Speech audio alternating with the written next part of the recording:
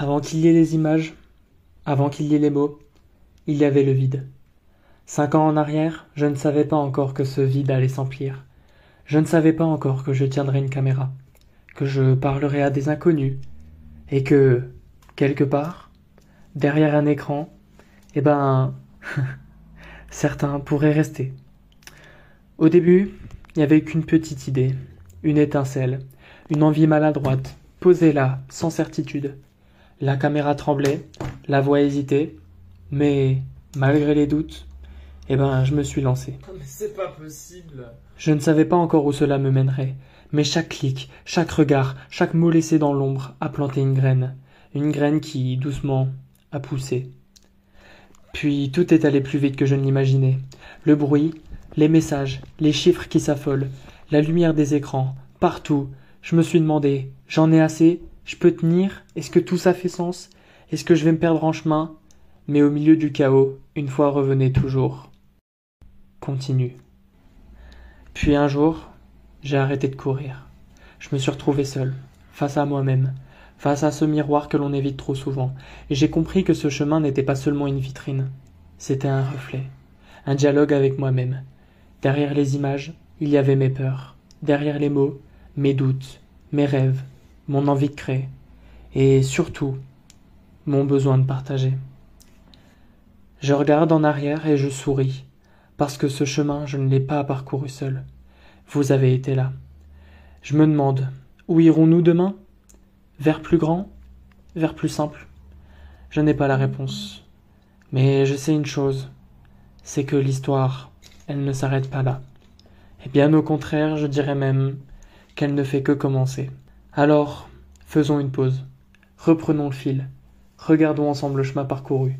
Voici 5 ans d'histoire, de doutes, de joie, mais surtout, 5 ans de création. Salut l'équipe, j'espère que ça va bien. J'étais en train de revisionner le documentaire à J-7 et je suis désolé d'avance parce que à l'écran il y a des imperfections. Vous allez voir vers la fin du documentaire ça bug. Il y a des fois des problèmes de qualité donc j'ai pas pu réparer ça malheureusement. Donc bien que les défauts soient là, j'ai mis beaucoup de cœur. Avec ma petite équipe on a bien travaillé là-dessus et je vous la donne quand même. Voilà. Mais en tout cas, désolé pour les petites imperfections qu'il y aura. Je vous embrasse très fort. Bon documentaire à vous. Bon visionnage. Salut. C'est grâce à mes amis, c'est grâce à vous qui regardez ce documentaire aussi, c'est grâce à ma famille, ma mère, à tout le monde. J'ai vraiment beaucoup de chance de ne pas avoir abandonné. Je dirais que les réseaux sociaux, ça m'a changé ma vie, tu vois. Ça y est, hein. Ça fait déjà 5 ans que les réseaux sociaux ils existent. Enfin, mes réseaux sociaux, TikTok, YouTube, Instagram, Snap. Voilà, abonnez-vous, c'est gratuit, vous ne perdez rien. Je réactive à peu près, ben voilà, 2 vidéos par semaine. Je dirais que les réseaux sociaux, ça m'a changé ma vie, tu vois. Et pas dans le mauvais sens du terme, au contraire, je dirais même ça m'a sauvé la vie, tu vois. Salut à tous les amis, c'est Chronosis, j'espère que vous allez extrêmement bien aujourd'hui. En tout cas, moi, voilà, ça va super, hein, bien évidemment. J'ai eu mon premier téléphone un tout petit peu avant d'avoir commencé mes premières vidéos et tu vois, du coup c'était un choix assez compliqué parce que je voulais montrer ma tête et franchement, ouais, c'est de la responsabilité à prendre quoi, en fait, c'est ton image à toi. Si je dis que ça m'a sauvé la vie, tu sais, j'ai perdu mes 2 grands-parents en 2020 et du coup ça m'a permis de me forger dans ma bulle. Ça m'a aidé en fait à me mettre ouais, dans mon petit monde à moi quoi en fait. Faites neuf, mais ça c'était il y a extrêmement longtemps. Donc je pense que vous êtes déjà tous dans un club. Et puis aussi, je vais voir sur... Ouais, c'était un moyen de m'évader en quelque sorte en fait, c'est de me mettre dans mon monde, vivre un peu de mes passions aussi et puis essayer d'oublier tout le mal qui s'est produit avant et c'est pour ça que je voulais le faire avec les vidéos tu vois.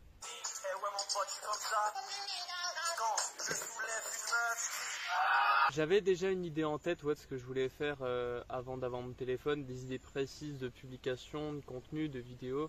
Salut à tous, aujourd'hui nouvelle story pour vous dire qu'on est bientôt à 1000 abonnés sur la chaîne YouTube.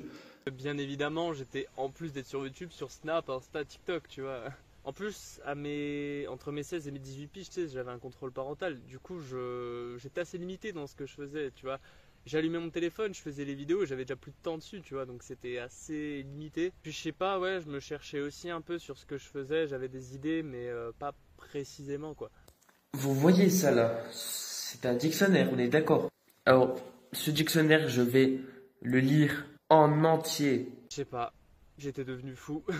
Sur la vidéo, là où je lis le dictionnaire en entier, ben, réellement, je l'ai pas fait en entier, tu vois. J'avais le contrôle parental, mine de rien, je pouvais pas le faire en entier, j'avais pas le temps, tu vois. Comme j'avais dit une autre fois que j'avais une chaîne Galactic Z, que j'avais 11 000 abonnés dessus, bordel de Et merde. tu vois, au tout début de ma chaîne, il fallait que je monte sur certains points. Je sais pas si c'était géré automatique. Genre, il fallait que je monte en fait, je sais pas pourquoi. Et après, j'ai fait un bond de plusieurs mois après, en février 2021. Interroge comme ça. Ah, vous parlez de podcast en histoire. Et j'ai commencé à faire un podcast. Le tout premier épisode, je me rappelle, c'était les devoirs. Et même si le montage n'était pas forcément là, les gens ils ont grave kiffé, tu vois. Oui. En plus, comme je disais, je me cherchais et franchement, faire un podcast qui marchait bien, tu vois, c'était le top. Il y avait l'originalité qui était là. Genre, pour moi, c'était un bon concept. Du coup, à partir de ce moment-là, je commence à écrire un peu plus mes scripts sur des carnets, faire ouais, bah, des podcasts et puis écrire un petit peu tout ce qui me venait par la tête et essayer d'en faire une vidéo avec un contenu assez potable, même si je ne savais pas à l'époque que le montage existait, tu vois. Alors pour la deuxième question, nous avons une question de Francesc. FAQ, est-ce que tu feras du Fortnite? En plus, j'étais content parce que au début de mes réseaux, la communauté que j'avais, c'était des potes du lycée. Du coup, c'était du soutien quand même, tu vois. Je dirais cependant que j'avais pas que de la bonne compagnie. Il y a des gens, ils se foutaient de ma gueule, vraiment. 3, 2, 1, let's go. J'avais permis de dire la vérité, et ben maintenant mon pacte est signé, j'en ai plus. En gros, je faisais de la musique, mais genre vraiment, je faisais de la merde, tu vois. Je rappais avec ma Switch à côté où je mettais la prod et vraiment non, c'était une vidéo qui était vraiment dégueulasse. Et puis après, à la sortie de ces vidéos-là, il y avait des gens qui s'amusaient à mettre la musique à fond sous la douche à l'internat, parce que du coup j'étais à l'internat, donc c'est encore pire pour se foutre de ma gueule, tu vois. Et ouais, les gens ils le mettaient à l'internat, ils le mettaient à la restauration le soir aussi, et du coup forcément bah c'est du foutage de gueule, tu vois, ils le mettaient pas parce qu'ils aimaient, bien au contraire. Du coup, il y a plusieurs fois où je voulais arrêter les réseaux sociaux, mais complètement, quoi, genre du jour au lendemain, tu vois. Quand t'es youtubeur, si tu veux montrer ta tête, ouais, il y a une grosse responsabilité à prendre, parce que clairement, bah, c'est toi, et les gens, s'ils te voient dans la rue, ils te reconnaissent. Voilà, quoi. Après, tout dépend de la communauté que tu as aussi et de ce que tu fais, si les gens ils aiment ou ils aiment pas, tu vois. Moi, il y avait vraiment deux camps différents. Puis ouais, faire vraiment attention à l'image que tu rejettes de toi, parce que c'est super important aussi quand tu montes ta tête ou même ta voix, hein, il suffit juste de ta voix des fois. Salut à tous et à toutes. Aujourd'hui est une journée assez spéciale pour moi, car ce que je vais faire aujourd'hui est un hommage à un de mes meilleurs amis. Le décès de Damien, 12 avril 2021, je m'en rappelle encore, ouais, ça m'a profondément touché, hein. Ça m'a profondément touché, d'ailleurs paix à son âme. Et ouais, je me rappellerai toute ma vie, quoi. Je voulais me faire des potes en rentrant au lycée, en septembre 2020, c'était le tout premier qui était là, qui est venu, et du coup, en fait, on passait entre guillemets notre vie ensemble, tu vois, à H24, et du coup forcément que ce mec, j'étais hyper proche de lui, quoi. Il allait avoir 16 ans le 20 avril, il est décédé le 12, et je me rappelle d'ailleurs quand on m'a annoncé son décès, tu sais, c'était genre ma prof d'anglais qui m'avait appelé, on avait un genre de mini confinement de 2 semaines, et t'as ma prof d'anglais qui m'appelle, je me rappelle à 20h15, elle m'appelle pour me dire, bah voilà, il y a Damien qui est décédé, quoi, d'inhalation de gaz de déodorant. Ça je l'expliquais déjà dans la vidéo, mais et après, je devais le dire à mes potes. Donc, c'était déjà le temps de le digérer et puis aussi faire passer l'information derrière, quoi. C'était. Ouais, je me rappellerai, forcément. C'est des choses de la vie, hein, malheureusement, hein. C'est triste, mais c'est comme ça, tu vois. On peut pas retourner dans le passé. Mais vraiment, ouais, j'y pense encore, hein. J'y pense encore, ça, c'est sûr. L'école, c'est bien. Mais il y a un commencement, ça s'appelle la rentrée. La rentrée, l'épisode 1, c'est clairement mon second podcast et je pense que c'est de loin mon préféré, tu vois. Il a un peu marché et pareil, bien que le montage n'était pas là, bah, l'originalité elle était là, je l'écrivais sur mon carnet et ouais, les gens ils ont kiffé dans la façon de le réaliser, même si c'était un peu brouillon. J'ai bien aimé, ouais. Et puis même à chercher le taf avec tout ça, Ouais, non, j'ai adoré quoi, c'était un bon truc à tourner. Ouais. J'ai fait quelques mois après, j'ai plus le mois précis, mais j'ai fait 6 astuces contre l'ennui. Et puis c'est à partir de ce moment-là où j'ai bien aimé tourner des podcasts, tu vois. Après plusieurs mois à pas trop avoir fait de contenu, j'avais sorti, je crois, la veille de mes 17 ans, l'ennui partie 2. Et celui-là, j'avais kiffé, pareil. Je sais pas ce que vous en pensez, mais il y a plusieurs façons de s'ennuyer et je vais vous la dire dans cette vidéo. Mais tu vois, le 11 août 2022, pareil, je me rappelle aussi, c'est une date intergalactique. Genre, j'ai sorti l'un des plus gros bangers de ma chaîne au niveau musical. Saucisson. 10 € le kilo, mais je fais pas attention. Je suis dans le salon et je mange mon saucisson. C'était un énorme délire en fait. Genre, j'avais donné un post Instagram où les gens, tu sais, ils mettaient des commentaires dessus et je disais le commentaire le plus liké sur ce réel Instagram après 24 heures. C'était le titre de ma prochaine musique que j'allais faire en une semaine, tu vois. Donc, je leur avais laissé 24 heures. Qui me proposait un titre et ouais, le commentaire le plus liké était le titre de ma musique que j'avais fait en une semaine et c'est Saucisson qui était tombé. Alors imagine la gueule que j'ai tirée, je me suis dit putain je vais faire quoi, et finalement ça a donné ça, tu vois. D'ailleurs gros big up à tous ceux qui m'ont aidé pour le son aussi, merci à tous ceux qui l'ont écouté fort et sur TikTok en août 2022 quand je faisais des lives ça a tué quoi, clairement. On était là. Et ouais, Lucas et Emeline, vraiment, si vous regardez le docu, gros big up à vous. Vraiment, c'était incroyable. Ouais, je me rappellerai ça aussi. Hein. Vraiment, j'avais pondu une masterclass. Hein. C'était insane. Je n'ai plus vraiment l'envie de faire des vidéos sur YouTube, pas parce que je n'ai plus d'imagination, au contraire, j'en ai énormément. D'ailleurs, comme vous avez pu le voir dans la vidéo, ça a été rajouté au montage. Normalement, j'avais fait une pause sur les réseaux sociaux pour me préparer au bac carrosserie que j'étais en train de faire à ce moment-là. Et ouais, bien évidemment que c'était pas forcément mon choix personnel parce que moi je m'en battais un peu les couilles, tu vois, de la carrosserie. Je voulais faire des vidéos, la carrosserie, je sais pas qu'est-ce que je foutais là d'ailleurs, et clairement le bac je m'en foutais, tu vois, je voulais continuer les vidéos. Donc évidemment j'ai un peu écouté ma famille qui me disait faut que tu te concentres sur le bac, que tu te prépares aux épreuves. Alors c'est un petit peu ce que j'ai fait, du coup j'ai dû laisser les vidéos de côté, ouais, forcément. Ouais. Simplement, je décide de faire une pause sur YouTube, du coup, comme j'ai déjà fait depuis un peu moins de 2 mois. La vérité, c'est que j'allais avoir 18 ans quelques mois plus tard, tu vois, le 2 mai 2023, et donc en vrai, le bac, rien à foutre. Donc finalement, pendant quelques mois, j'ai révisé. Mais j'ai fait une vidéo sur YouTube et à ce moment-là, je suis revenu en avril 2023, je me rappelle.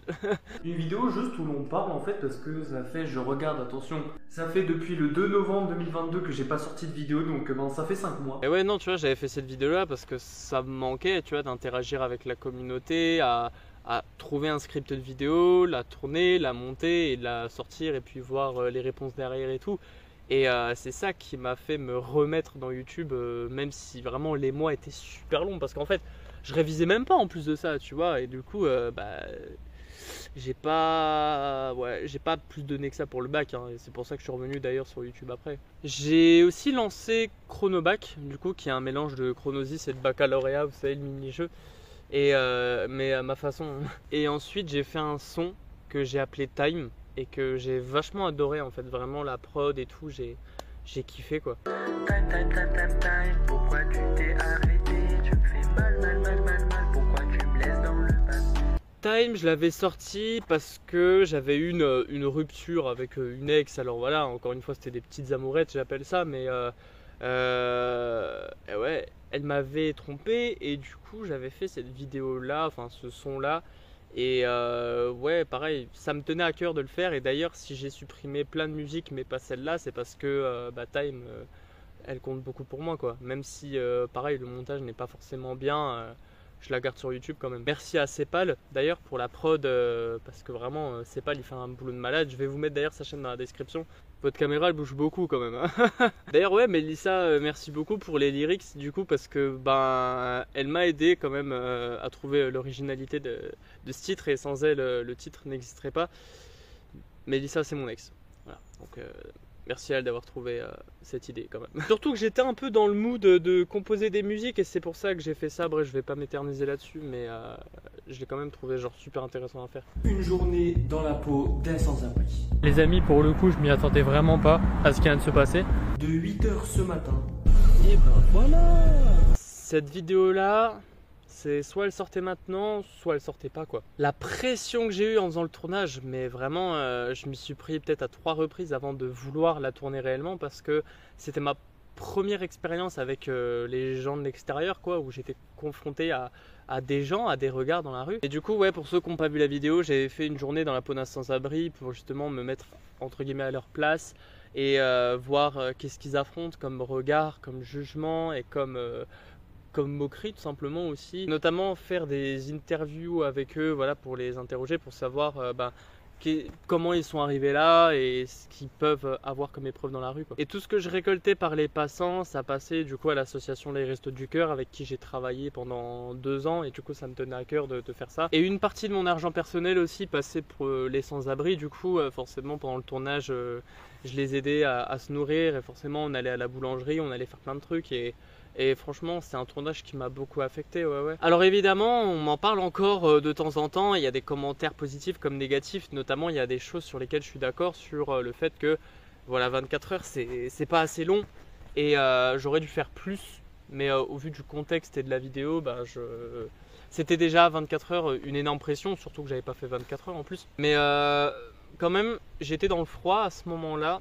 Un peu dans la douleur aussi. Et je me dis que si je le suis un tout petit peu alors que je suis resté pas longtemps, mais imagine les autres quoi.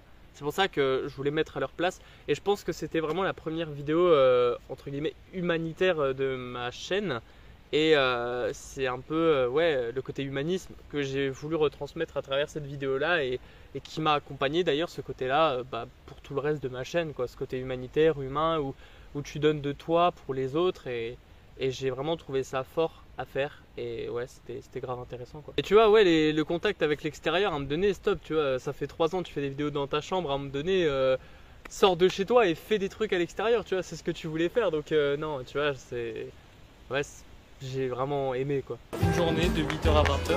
Les personnes qui donnent dans ce gobelet juste ici, ce sera pour l'association, et puis voilà.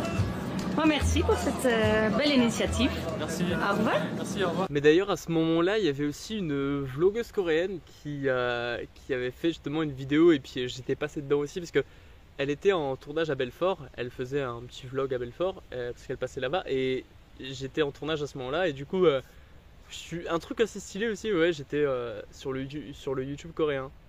Ça c'est vachement stylé, j'aime beaucoup aussi. Et suite à ça, après j'ai fait 2 autres vidéos du coup sur la biographie de Leonardo DiCaprio et Bernard Arnault. C'était un autre concept que je voulais faire, et pareil, ouais, ça m'a plu à faire. Les gens ils ont à peu près aimé, donc c'est cool, je suis content. Demander la nationalité belge. Il retirera donc sa demande en avril 2013. En 1991, qui va simplement débloquer son premier rôle dans un film. Et puis là j'ai eu un énorme déclic aussi en avril 2024. J'ai marché 100 km. Et avec la vidéo des sans-abri, je pense que c'est clairement l'une des vidéos qui m'a le plus impacté, et l'une des vidéos qui m'a pris le plus de plaisir à tourner. Pour la première étape, la dernière heure. On y va, on est à fond comme d'habitude, let's go! 100 km, vraiment, je me rappellerai toute ma vie quoi, clairement je m'en rappellerai toute ma vie. Avec cette vidéo, j'en rêve encore, hein. Ah ouais, non mais c'est grave, elle m'a tellement impacté, et chaque kilomètre que je faisais, je me rappellerai quoi, vraiment c'était une aventure que j'ai aimée de A à Z. Et même quand j'avais plus d'eau, même quand j'avais pas l'endroit où aller, même même dans les moments les plus compliqués, j'ai vraiment adoré quoi. Même quand j'étais en train de brûler à 50 degrés dans un champ en plein milieu de nulle part, j'ai adoré aussi quoi. C'est le mec sadomaso. Les amis, on l'a fait! 100 km putain! Oh Bernay! Let's go! Et je suis passé par tellement d'émotions, c'était dur, mais j'ai vraiment bien apprécié quoi. Et c'était aussi pour dire aux gens, bougez-vous le cul, si vous avez envie d'aller quelque part, allez-y et faites, peu importe ce que vous avez envisagé de faire, tout est possible, tu vois. Et clairement, c'est ce que j'ai voulu montrer à travers cette vidéo, déjà pour faire plaisir aux gens et leur montrer que tout est possible, et en me faisant plaisir à moi-même, mais la tâche a été nettement réussie. Et bien que le montage d'ailleurs n'était pas forcément là, tu vois, la vidéo elle dure 1 heure et il n'y a quasi pas de coupure dans la vidéo, il n'y a pas de montage. Donc c'est vrai que c'était un peu dégueulasse sur le coup, mais c'est pas fini. Je sais pas si je vous en ai parlé d'ailleurs à la caméra, mais j'ai bientôt une idée pour l'épisode 2, mais bon, ça Ça, je leur dirai pas tout de suite. Ça attendra. Non, mais ça attendra. J'aime bien faire attendre. Et le problème avec la vidéo, c'est que j'avais utilisé Google Maps, tu sais, pour me faire un trajet pour 100 km. Du coup, ça me faisait Belfort, Colmar, Aubernais. Et je passais 90% de mon temps autour d'une départementale, quoi. Sans trop de rebord et à la limite de me faire percuter par une voiture, quoi. C'est que clairement, cette vidéo, je pourrais passer des heures à en parler, hein, mais ça m'a tellement gardé de bons souvenirs. Mais bon, tu vois, c'est un documentaire, le but c'est pas que ça fasse 3 heures, tu vois. Les amis, aujourd'hui on va passer une journée à nettoyer la nature. C'est parti, let's go. Il est 9h et on a jusqu'à 17h pour terminer. Regardez, on a même le maillot qui va avec. Let's go. Et je me rappelle, mai 2024, j'avais fait une journée pour nettoyer la nature. Et pareil, c'était un bon moment humanitaire aussi, ça. Pareil, c'était une cause que je voulais défendre. Et du coup, là, pendant une journée, j'avais nettoyé la nature, tout ça. J'avais pris mes affaires, tac. Je suis parti dans la forêt, dans les bois...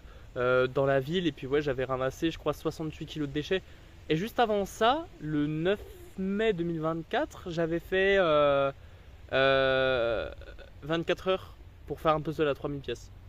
Ça pareil, mais bon, ça j'ai un peu plus fail, donc on n'en parlera pas. J'ai 24 heures pour terminer ce puzzle à 3000 pièces. Et après, j'ai pondu une masterclass en août 2024, l'épisode 2 d'un truc qui a bien plu pour l'épisode 1. Saucifleur of the best, saucifleur of the best, saucifleur of the best, j'ai dit saucifleur of the best. C'était le deuxième épisode de Saucisson, ouais, effectivement. Alors pareil, bon, il y a un délire hein, tout autour de ça du coup. En gros, j'avais expliqué comment ça avait marché sur Instagram pour l'épisode 1, du coup Saucisson épisode 1, donc c'était que le son. Et là en fait, bah, je l'ai fait en clip quoi. Donc c'était pareil, c'est le commentaire ultra liké sous le post Instagram remporté simplement, et pendant une semaine j'allais faire un son sur tel titre. Et du coup là, pour fêter les 2 ans justement de Saucisson, et ben c'était déjà Saucisson épisode 2 qui a été le commentaire le plus liké, et en plus de ça c'était un clip avec un son que j'allais faire pendant une semaine. Du coup ça a donné Saucifleur of the best quoi. C'est pas moi, hein, il y a une faute évidemment dans le truc, mais c'est ça fait partie du commentaire, c'est pour ça. Mais ça a été créé du coup Saucifleur of the best. Merci à Elia d'ailleurs pour la proposition, et merci à tous ceux qui étaient là pour découvrir ce banger. Vraiment c'était un petit bijou à faire, j'ai bien aimé. D'ailleurs j'ai une petite anecdote sur ce son aussi. J'ai encore le making of sur mon PC, ça n'a pas été monté parce qu'en gros j'ai tourné un making of pendant que je faisais la semaine de rush. Et non, j'ai toujours pas monté le son. Enfin j'ai toujours pas monté la vidéo making of. Je sais pas quand je le ferai, hein. Mais j'ai du retard au niveau des vidéos quand même. Hein. C'est parti, mes 30 km on va douiller sérieusement, bah c'est le plus gros entraînement, hein. C'est parti, on y va. C'est celui-là mesdames et messieurs. Cet entraînement là c'est le plus gros. C'était ma dernière vidéo de 2024. Bah forcément parce qu'on allait commencer 2025, donc c'était ma dernière vidéo. Je commençais à courir pas mal depuis juin 2024, et finalement juin 2025 je me suis dit bah il faut que je me lance sur un marathon, alors que je commençais à peine à courir et que j'y connaissais presque rien en course à pied, mis à part que je courais, mais je connaissais pas les termes scientifiques, tu vois. Je me rappelle, mais quelle idée de merde, vraiment. Alors je regarde cette caméra là, hein, mais vous pourrez jeter un coup d'œil parce que je mettrai toutes les vidéos, les extraits que vous avez vus, je mettrai toutes les vidéos complètes dans la description. Comme ça vous pourrez aller voir, je cours mon premier marathon. C'était un délire quand même. Mais encore pareil pour le sport, j'en avais parlé dans une autre vidéo, mais c'était suite à la rupture de ma première ex que j'ai commencé à faire du sport. Course à pied, musculation, tout ça, et c'est pour ça que je voulais me lancer dans le marathon, tu vois. Mais bon, c'était une idée de con. Parce que premièrement, j'ai pas pu aller à Paris. Et deuxièmement, bah, quand j'ai rattrapé mon marathon le lendemain à l'étang des Forges, bah, j'ai pas réussi quoi. Donc bon franchement c'était une expérience assez inoubliable, bien que j'en ai quand même chié pour la prépa mine de rien. Et bon, aujourd'hui je cours beaucoup plus quand même, je fais ouais 70 km par semaine, je prépare des autres compètes et tout, donc ouais c'est un peu chaud quand même, donc c'est pour ça que je disais qu'avant j'avais pas forcément d'expérience par rapport à ça. Pourtant je fais tout bien dans l'ordre, mais là c'est clairement, enfin j'ai fait l'étape 1, l'étape 3, l'étape 4 et l'étape 2. À partir du début 2025, donc de cette année-là, janvier 2025, j'ai aménagé tout seul. Et j'ai fait une vidéo où je cuisinais pour la première fois. Pareil, c'était un petit banger à faire. J'étais chez ma mère, tu vois, il fallait que je prenne mon indépendance. Et c'est pour ça que je suis parti de chez elle et que j'ai pris mon chez moi en janvier 2025 quoi. En bref, j'ai clairement cuisiné pour la première fois, hein. J'ai vraiment fait de la merde, les pâtes elles étaient même pas cuites. Allô, on est où? Et puis là, mon prime de la vie, hein, 21 mars 2025, je suis passé au 12 midi. Hein. Je te le dis. Oui. Jean-Luc. Oh, et puis je vais vous poser une question. Il est du coup à l'autre bout du monde. En plus, c'est clip. Et oui, après je l'ai mis en vlog sur YouTube. Ouais, c'était une expérience inoubliable. C'était évidemment tellement d'émotions. Je l'ai partagé avec Marco, donc qui est devenu un frérot depuis service civique en cinéma que j'ai fait en 2024-2025. Et vraiment, il m'accompagne sur tous les projets. C'est lui d'ailleurs que vous voyez dans le vlog sur les 12 coups de midi. D'ailleurs, gros big up à toi, je t'aime très fort, sache-le. J'avais ramené Anastasia et Charline aussi, donc qui étaient mes responsables du service civique, et ça me tenait à cœur de les amener quand même. D'ailleurs, j'avais laissé un post Instagram comme quoi j'ai pas fini avec les 12 coups de midi pour le moment, et je pense que vous l'avez vu. Mais n'hésitez pas à aller voir d'ailleurs si jamais vous n'avez pas encore vu, mais voilà. Mais du coup, non, c'était vraiment une expérience inoubliable. Et puis ouais, j'ai adoré quoi, du début jusqu'à la fin, autant le trajet que même là-bas, que même quand je suis revenu quoi, c'était vraiment super bien. Si j'écris cette merde, c'est que je suis malheureux, c'est que j'ai plus rien à perdre, rien à faire pour aller mieux. Si j'écris, c'est quand même mon premier clip que j'ai mis, alors en réalité c'est mon deuxième, mais c'est le premier que j'ai mis sans forcément avoir de défi pour le mettre ou machin. En fait, c'est vraiment, je l'ai mis de mon plein gré, tu vois. Si j'écris, ça fait 3 ans que je l'ai écrit, et puis ça c'était parce que j'écris depuis mes 8 ans déjà de base, et c'est pour ça que quand j'écris, je passe par plein d'émotions, la tristesse, la joie, la bonne humeur, la peur, et c'est pour ça que j'ai fait toute cette compilation là en mettant ce clip là et du coup ce son là, du coup voilà, qui me tient à cœur, et c'est pour ça que j'ai décidé de le garder. Mais ouais, ce clip là, je l'ai écrit du fond du cœur, pas comme Saucisson par exemple. 10 € kilo, mais je fais pas attention. Et j'ai décidé tant bien que mal de me couper les cheveux. J'ai bien aimé, hein, franchement, c'est très bien, je préfère bien comme ça, au moins je cours plus vite. Tout simplement, c'est l'effet que je voulais avoir au départ, hein. C'est-à-dire être libre, être mieux dans sa peau. Il n'y a pas de problème au niveau de la douche, au niveau des shampoings et tout ça, donc non, c'est cool. Et pour finir, j'ai fait 2 autres projets musicaux. J'ai fait Mauvaise Graine et Changement d'adresse. Alors, Mauvaise Graine, ça parle de toutes les galères de la vie que j'ai eues, et voilà, qu'il y a des choses que je trouve injustes. Par exemple, mon père qui m'a abandonné à la naissance, je trouve ça pas juste. Je voulais découvrir mon père, mais même mon père s'en bat les couilles. Je veux chercher ma vie, mais bon, je galère quand même. Des fois ça arrive, mais bon, c'est pas un problème.